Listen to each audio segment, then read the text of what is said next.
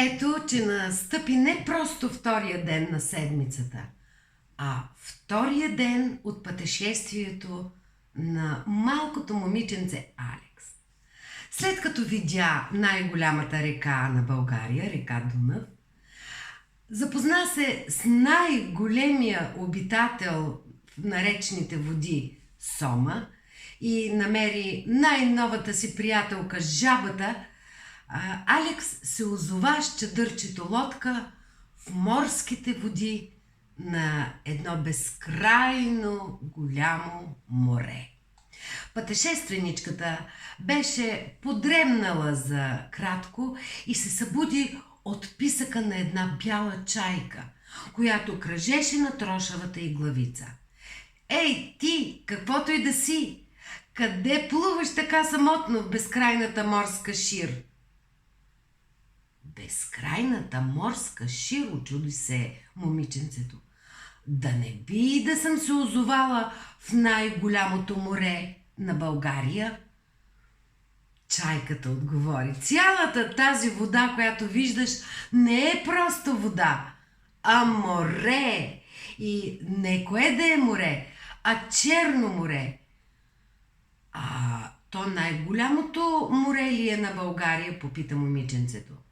Естествено, отговори чайката. Освен това, то е единственото, така че... И тя отлетя нависоко и никой не чу последните й думи. Момиченцето се оглеждаше на всички страни и навсякъде се виждаше само вода. Вода, вода и само вода. И разбира се, вълни, то по-малки, то по-големи. Това се казва истинско чудо, си каза малката пътешественичка и се хвана здраво за чадърчето лодка.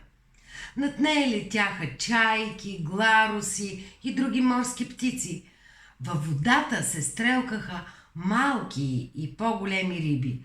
Плуваха различни по цвят водорасли, а от време на време на повърхността на морето изплуваха и медузи. И както се любоваше на тази безкрайна морска красота, момиченцето усети изведнъж внезапен хлад. Притъмня и слънцето се скри зад сиво-черни облаци, които като че ли ги довя студения и пронизващ вятър. А вълните, олеле, те ставаха все по-големи и по-страшни. Морето забоботи и забушува яростно. Чадърчето лодка се подмяташе, след миг потъваше във водата, а после изплуваше за кратко на повърхността. Малката пътешественичка стискаше здраво дръжката на чадърчето, но все по-трудно се задържаше над водата. Една огромна вълна удари момиченцето през лицето и го отпрати върху друга, още по-пениста вълна. То затвори очи и си каза: предавам се, край на моето пътешествие, и започна бавно да потъва в дълбоките морски води. И точно тогава нещо голямо и топло се спусна под тялото й и я изтласка на повърхността на водата.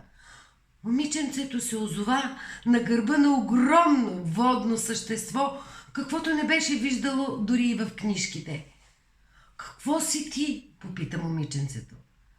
Аз ли?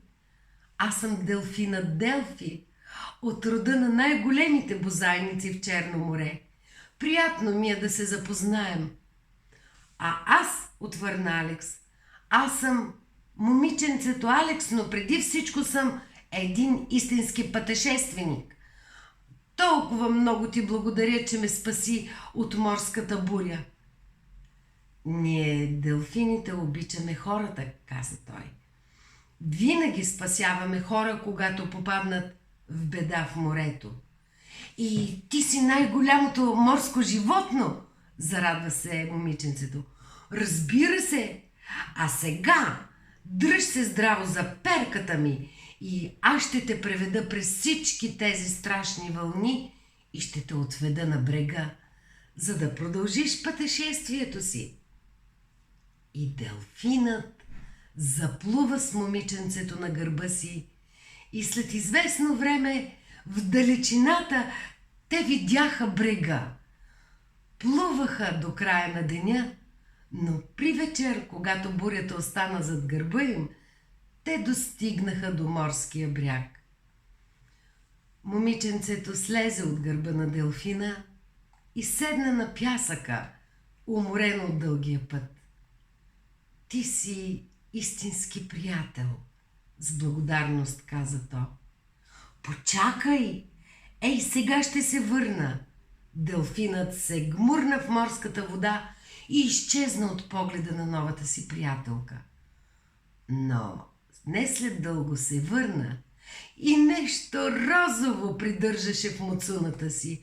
О, моето чадърче! Възкликна зарадвана малката пътешественичка. Толкова си добър! Благодаря ти от цялото си сърце! Момиченцето Алекс прегърна на раздяла новия си приятел и когато делфинът се гмурна в морската вода, тя продължи да му маха, докато той се скри от погледа й съвсем. Така морското приключение на момиченцето Алекс приключи благополучно и тя разбра, че пътешествието се измерва най-добре в приятели, а не в километри. Предстоеше един нов ден, в който тя щеше да се срещне с още едно нещо, което е най-голямото в България. А кое е то? Утре ще узнаете. А сега довиждане!